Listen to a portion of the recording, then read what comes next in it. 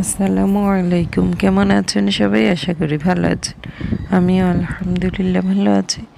যে যেখান থেকে আমার আজকের ভিডিওটি দেখছেন সবাইকে জানাচ্ছি স্বাগতম। আজকে পোলাও রান্না করছিলাম প্রেসারে। তো এর আগেও ২-১ দিন সম্ভবত রান্না করেছি। তো প্রেসারে রান্না করা খুবই কঠিন একটা ব্যাপার।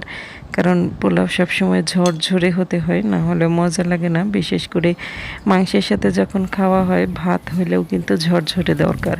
এজন্য পোলাওটা ঝরঝরে না হলে ভালো লাগে না। তা আমি এখানে ঝরঝরে করেই রান্না করব। তবে প্রেসারে রান্না করা খুবই কঠিন ব্যাপার, এতে নরম হওয়ার সম্ভাবনা 100%।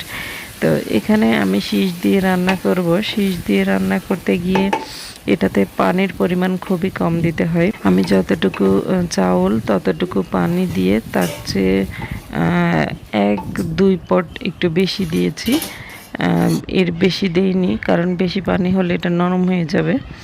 তো এটা ট্রাই করা আসলে খুবই কঠিন, কারণ নরম হওয়ার সম্ভাবনাটাই বেশি থাকে। তা আমার ঝরঝরে হয়েছে কিন্তু সুন্দর। আমি শীষ দিতে না দিতেই অমনি বন্ধ করে দিয়েছি, মানে একটা শীষও দেইনি।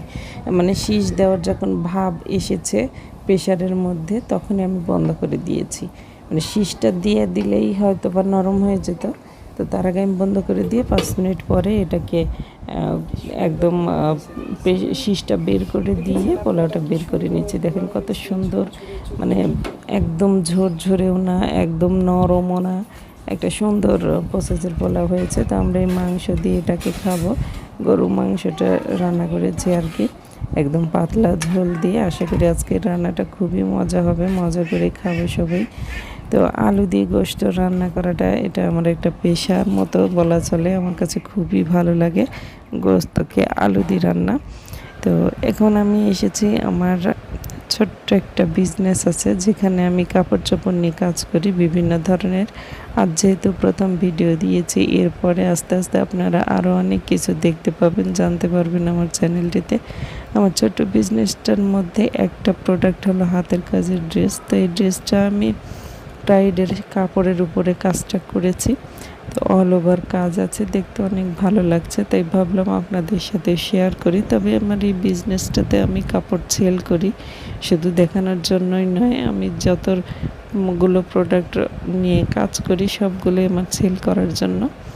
তা আমার এই ড্রেসটা 2 পিস, আমি প্রাইডের কাপড়ের উপরেই ওড়নাও করেছি, আর হচ্ছে জামাটাও করেছি। তো জামাটা দেখতে কেমন লাগছে অবশ্যই কমেন্টে আমাকে জানাবেন আমার প্রিয় আপুরা। আর এখানে সুন্দরী সুতার কাজ আছে, আর নিচ পাটটাতেও কি সুন্দর পরিষ্কার, মানে হিজিবিজি যে সুতার ছড়াছড়ি তা না। মানে উল্টা দিক থেকে যেরকম নোংরা হওয়ার কথা সেরকম না, বেশ পরিষ্কার।